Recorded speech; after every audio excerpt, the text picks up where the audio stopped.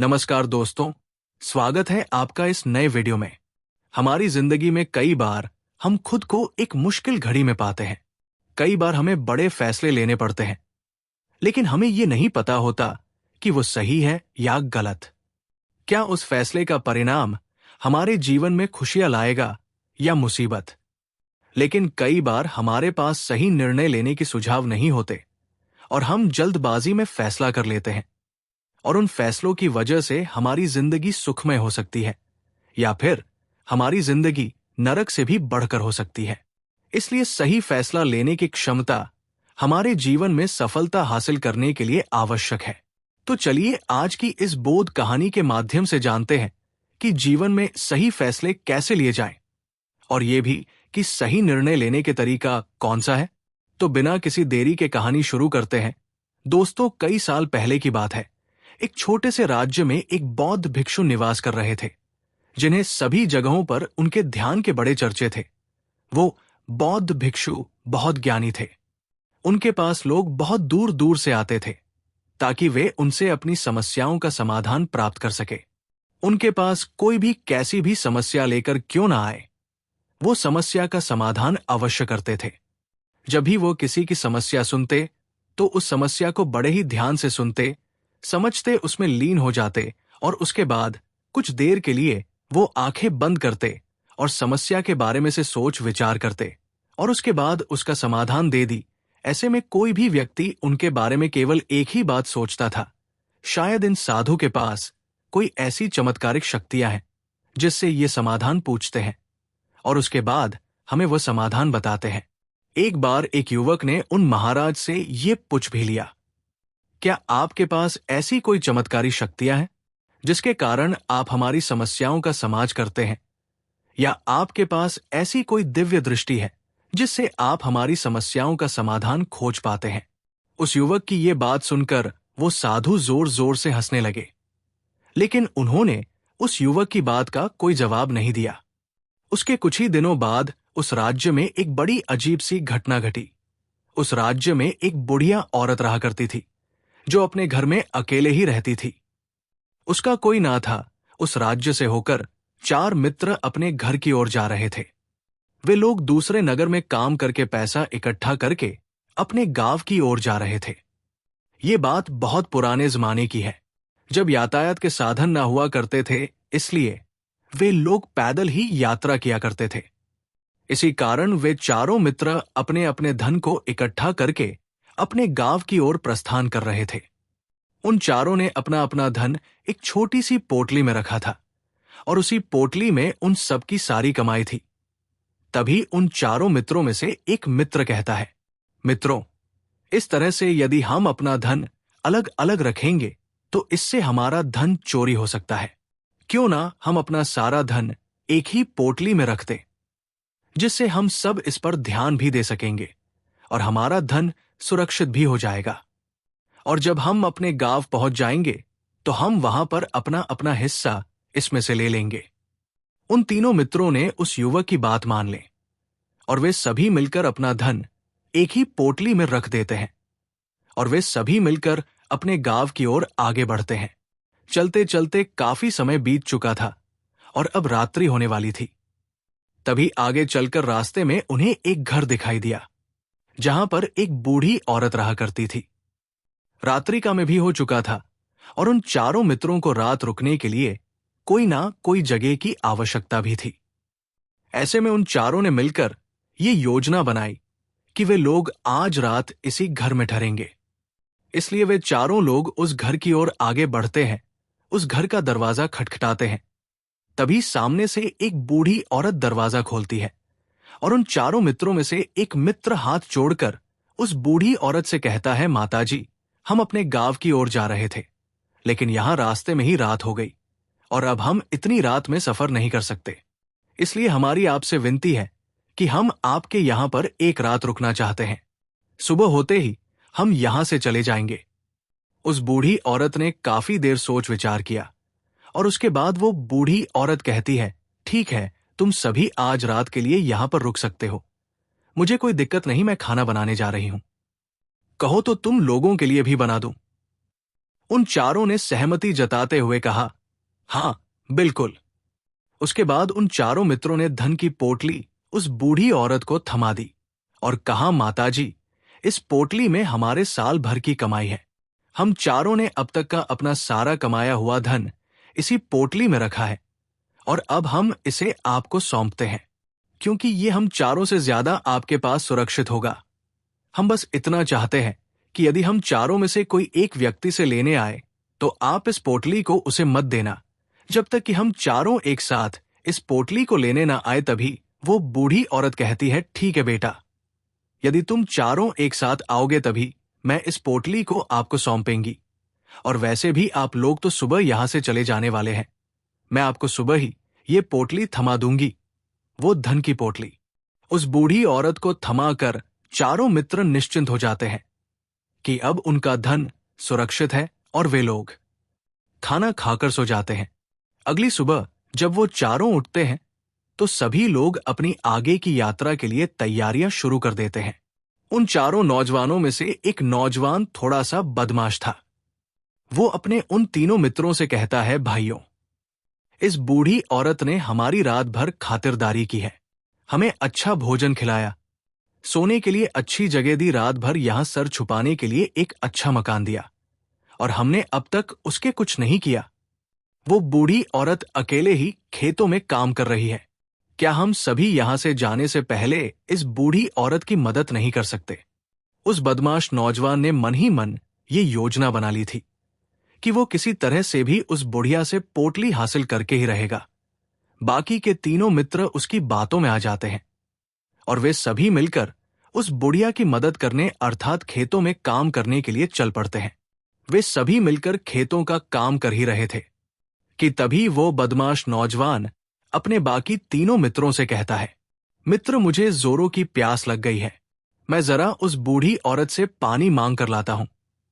वो बाकी मित्र भी अब काफी थक चुके थे, उन्हें भी जोरों की प्यास लगी थी, इसलिए वो तीनों मित्र उसे वहां से जाने की अनुमति दे देते हैं। जैसे ही वो बदमाश उस बूढ़ी औरत के पास पहुंचता है, वो उस बूढ़ी औरत से कहता है, माताजी, अब हम यहां से जा रहे हैं, कृपया करके हमारे धन की पोटली हमें वापस दे दे इस पर। वो बूढ़ी औरत कहती है, नहीं नहीं, जब तक तुम चारों एक साथ ना हो तब तक मैं वो पोटली किसी को नहीं दे सकती। तुम्ही ने तो कहा था कि जब तक हम चारों एक साथ ना हो तब तक ये पोटली किसी को नहीं देनी है। तभी वो बदमाश उन तीनों की तरफ इशारा करते हुए कहता, हे लाओ। उन तीनों ने सोचा कि हमारा मित्र हमारे लिए पानी लाना चाहता है, इसलिए वो हमसे आज्ञा मांग रहा है। तभी उन तीनों मित्रों ने इशारे में उस युवक से कहा, हाँ ठीक है, ले आओ। ये देख उस बुढ़िया को ये लगने लगा कि अब ये चारों यहां से जा रहे हैं और ये अपनी पोटली मांग रहे हैं, इसलिए उस बुढ़िया ने वो कोटला कर उस बदमाश के हाथों में रख दी और वो बदमाश उस पोटली को लेकर वहां से चला गया और बाकी के तीनों मित्र अपने खेत के काम में व्यस्त हो जाते हैं। कुछ देर के बाद जब वो तीनों खेत का काम करके वापस लौटते हैं और बुढ़िया से कहते हैं, माताजी, हमारा मित्र जो यहां पानी पीने आया था वो कहाँ गया? इस पर वो बुढ़िया कहती है, क्या वो पानी पीने आया था? पर वो तो कह रहा था कि हम चारों जा रहे हैं, कृपया करके हमारे धन की पोटली हमें थमा दे। तब तीनों बड़े आश्चर्य होकर उस बुढ़िया से कहते हैं, माताजी, हमने भला कब कहा वो पोटली मांगी थी? हमें तो प्यास लगी थी और हमने पानी के लिए इशारा किया था। तभी बूढ़ी औरत उन तीनों से कहती है, परंतु अब तो वो पोटली लेकर जा चुका है। तभी वो तीनों मित्र सर पकड़कर रोने लगते हैं और कहते हैं, माताजी, उसमें हमारा सारा कमाया हुआ धन था जो वो अकेले लेकर भाग चुका है। हमने तो आपको कहा था कि जब तक हम चारों एक साथ ना आए तब तक आपको वो पोटली किसी को नहीं देनी है। फिर आपने ऐसा क्यों किया? इसमें आप ही की गलती है। हमने आपको उस पोटली की हिफाजत के लिए रखा था और आपने उसे एक ऐसे आदमी के हाथों में दे दिया जिसने हमारा सारा धन हमसे लूट लिया। हम बर्दाश्त नहीं करेंगे। हम राजा के पास जाएंगे और राजा से आपकी शिकायत करेंगे, न्याय की मांग करेंगे। अब तो इस बात का राजा ही फैसला करेंगे। तीनों नौजवान क्रोधित होकर राज दरबार में पहुंच जाते हैं और अपनी सारी समस्या उन राजा को बता देते हैं। जब वो राजा उन तीनों नौजवानों की बात ध्यानपूर्वक सुनता है तो वो तुरंत ही उस बुढ़िया को राज दरबार में पेश होने का आदेश देता है।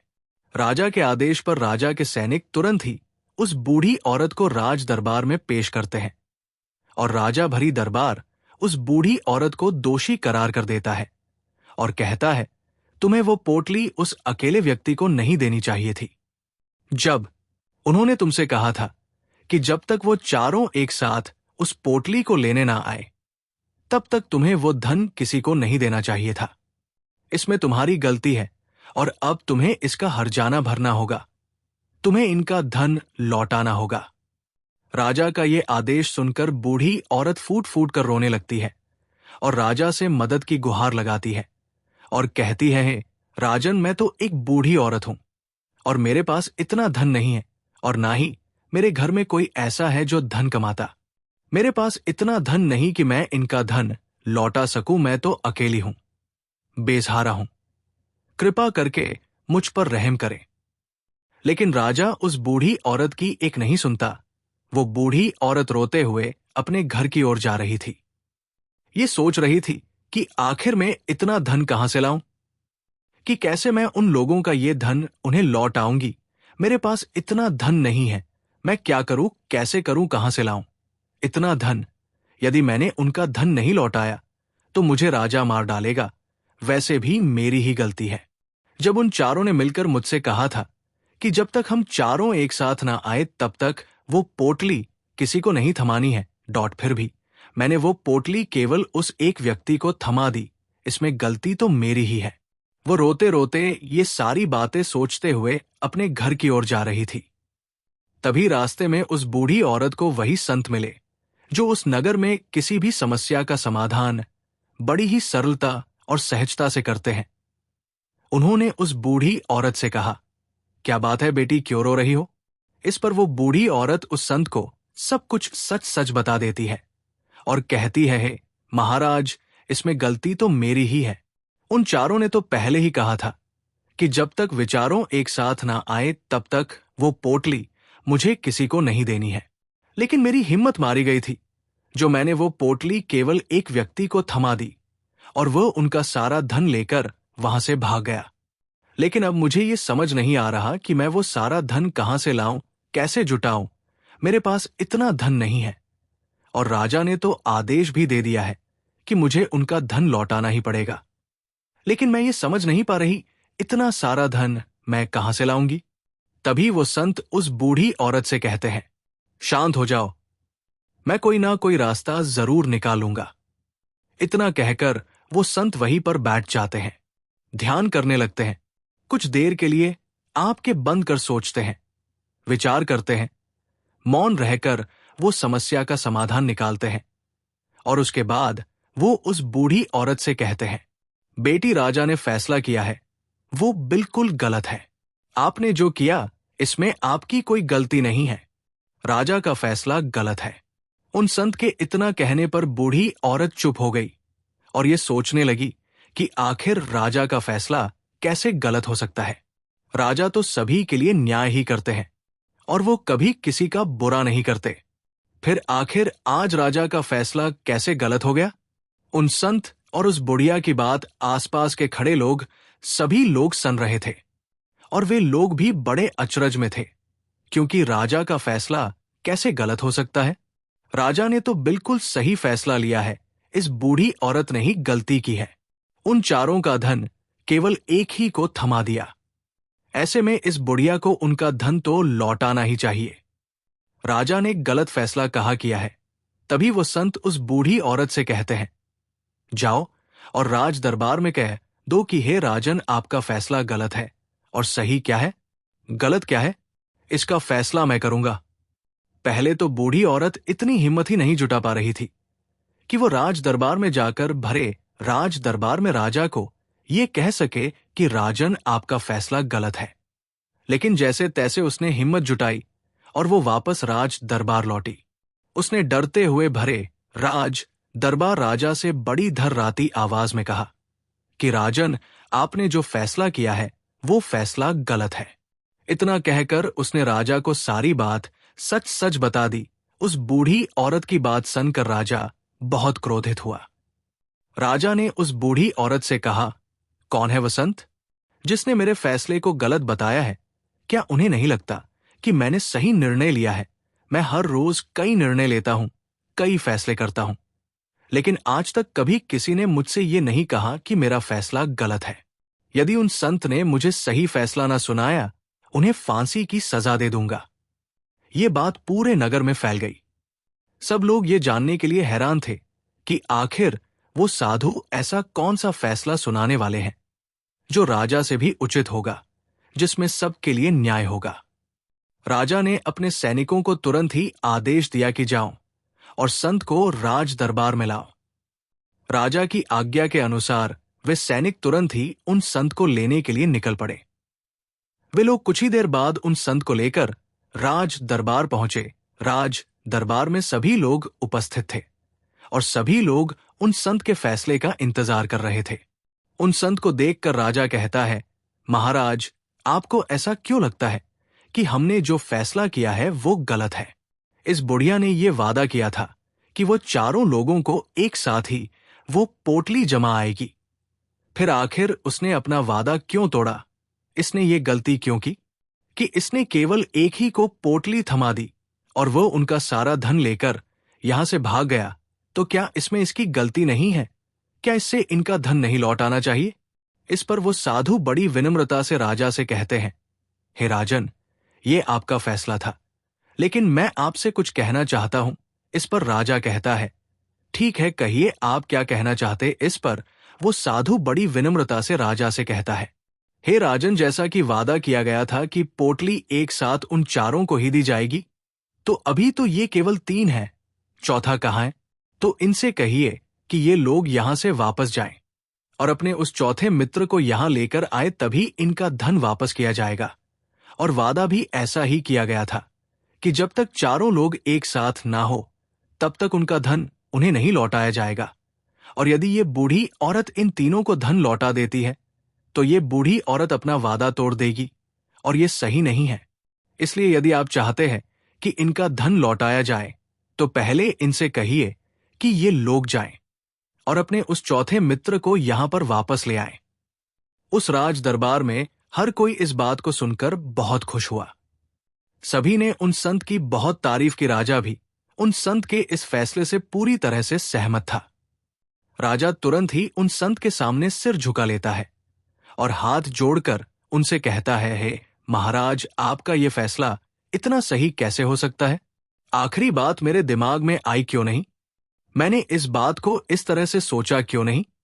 तभी वह साधु उस राजा से कहते हैं, हे राजन, आपके पास और भी काम होते हैं। आप दिन भर व्यस्त रहते हैं और आपको जल्दबाजी में फैसले लेने पड़ते हैं। आपने इस मामले को न समझा, लेकिन इसे देखने में आप गलती कर गए। इससे आपने केवल ऊपरी तौर पर देखा। आपने इसकी गहराई तक जाने का प्रयास तक नहीं किया। यदि आपने इस मामले की गहराई को देखा होता, समझा होता, तो आप भी इसी नतीजे पर आते। जब तक हम किसी मामले की गहराई तक नहीं जाते, तब तक हम उसका सही समाधान नहीं निकाल सकते। लेकिन हम में से अधिकांश लोग तो अपने फैसले केवल जल्द में लेना चाहते हैं। भले ही वो मामला कितना भी गंभीर क्यों ना हो, हमें तो बस अपना हक चाहिए, हमारा नाम होना चाहिए। भले ही फैसला हमारे लिए आगे चलकर हमारे लिए नुकसानदायक क्यों ना हो, लेकिन हम तो उस मामले की गहराई तक जाने के लिए सोचते तक नहीं। तभी वो राजा उन संत से कहता है, हे महाराज, क्या आपके पास कोई दिव्य शक्तियां हैं?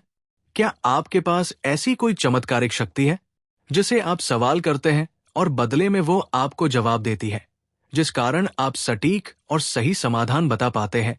राजा की ये बात सुनकर वसंत मुस्कुराने लगे और राजा से कहते हैं, हिरण्या, ये सवाल मुझसे कई लोगों ने पूछा है और मैंने कभी किसी का जवाब नहीं दिया, लेकिन आप इस राज्य के राजा हैं, इसलिए मैं आपके इस प्रश्न का उत्तर देता हूं। आप में से कई लोगों को यहां ऐसा लगता है कि मेरे पास कोई ऐसी शक्तियां हैं जिससे मैं बात कर सकता हूं, जिससे मैं कोई भी समस्या का समाधान पा सकता हूं। लेकिन मैं आप लोगों को एक बात सच सच बता देता हूं, मेरे पास ऐसी कोई शक्तियां नहीं है। मैं तो केवल हर मामले की गहराई तक सोचता हूं, उस बात पर विचार करता हूं, और जब मैं विचार करता हूं तो मेरे सामने कई सारे समाधान आते हैं, और जो समाधान मेरे सामने आते हैं मैं उन पर भी विचार करता हूं, उनके बारे में भी गहराई तक जाता हूं। और जब मुझे लगता है कि इस समस्या का समाधान यही होना चाहिए, तभी मैं समाधान उस व्यक्ति को देता हूं ताकि वो अपनी समस्या का समाधान कर सके। अब आप ही सोचिए, आप जल्दबाजी में ये फैसला लेकर इस बुढ़िया का जीवन पूरी तरह से बर्बाद कर देते। हमारा पूरा जीवन केवल एक फैसले पर निर्भर करता है। यदि वो फैसला सही हुआ तो हमारा जीवन अच्छा बन जाएगा, और यदि वो फैसला गलत निकला तो हमारा जीवन नरक से भी बदतर हो सकता है। इसलिए यदि आप सही और सटीक फैसला लेना चाहते हैं तो आपको मौन रहना सीखना पड़ेगा। मौन रहकर उस पर विचार करना सीखना होगा, क्योंकि हमारे फैसले ही हमारा भविष्य तय करते हैं, हमारी जिंदगी का अगला पड़ाव तय करते हैं। फिर चाहे वो फैसले छोटे हों या बड़े, वही हमारी जिंदगी को निर्धारित करते हैं। इसलिए सबसे पहले हमें सही फैसले लेने के लिए मौन रहना सीखना आवश्यक है, उन पर विचार करना आवश्यक है। और जब आप ऐसा करते हैं तो आपके सामने एक ही समझ के कई सारे समाधान निकल कर आते हैं, और जब आप उन पर गौर करेंगे तो आपको ये समझ में आएगा कि उन फैसलों का समाधान कैसा होना चाहिए, कि समाधान से आपको क्या फायदा होगा और क्या नुकसान होगा, या उस समाधान पर सोच और विचार करने पर ही आप उसे समझ सकते हैं, और तभी आप ये निर्णय भी ले सकते हैं कि क्या ये समाधान उचित रहेगा या नहीं। और ये सब संभव हो सकता है यदि हम कम बोलना शुरू करें, अब पूरी तरह से मौन हो जाएं।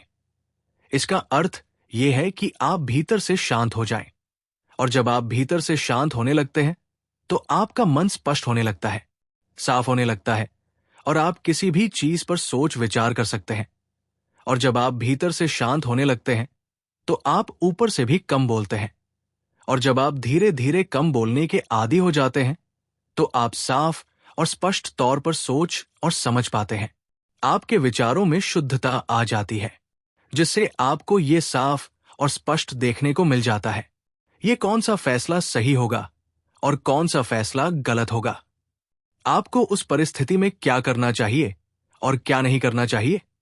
लेकिन हम में से अधिकांश लोग अपने आप को सही साबित करने के लिए, अपने आप को ऊंचा साबित करने के लिए अत्यधिक बोलते हैं, और इतना बोलते हैं हर कोई उनकी बातों को गंभीरता से नहीं लेता। उन्हें ऐसा लगता है कि मानो ज्यादा बोलना ही हमारे लिए हमारा शस्त्र है। लेकिन वो ये भूल जाते हैं कि वो अत्यधिक बोलकर मूर्ख बन रहे हैं।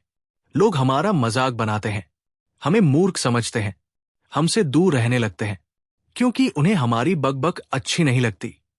लेकिन जब आप भीतर से शांत होने का प्रयास करते हैं और धीरे धीरे भीतर से शांत होने लगते हैं तो आप खुद ब खुद ऊपरी तौर पर कम बोलना शुरू कर देते हैं। इससे आपके मन में, आपके मस्तिष्क में एक साफ और स्पष्ट विचार उत्पन्न होते हैं, और आप अपने आप को साफ स्पष्ट तौर पर समझ पाते हैं, देख पाते हैं आपको कब, क्या, क्यों और कितना बोलना चाहिए, और आपको कब, कैसे, क्यों, किस तरह से कौन सा फैसला लेना सही है या नहीं, ये भी आप अच्छी तरह से समझ और जान पाते हैं। जब आप कम बोलना करना शुरू कर देते हैं तब आपको ये बात भी बहुत अच्छी तरह से समझ में आने लगती है कि जो हम बेकार की बकबक करते हैं उस पर हमारे शरीर की बेवजह ही कितनी सारी ऊर्जा यूं ही व्यर्थ हो जाती है, नष्ट हो जाती है, जिसे हम चाहे तो किसी जरूरी काम में लगा सकते हैं, फैसले लेने में लगा सकते हैं, जिससे हम तनाव मुक्त रह सकते हैं और हमें अच्छी नींद भी आ सकती है। और यदि आप इसी प्रकार सोच विचार कर फैसले लेना शुरू करते हैं तो आपका मस्तिष्क भी अच्छी तरह से काम करने लगता है, और आपका मस्तिष्क पहले से भी ज्यादा शक्तिशाली हो जाता है। और इसका एक बहुत अच्छा उदाहरण भी आपको मैं बताना चाहूंगा।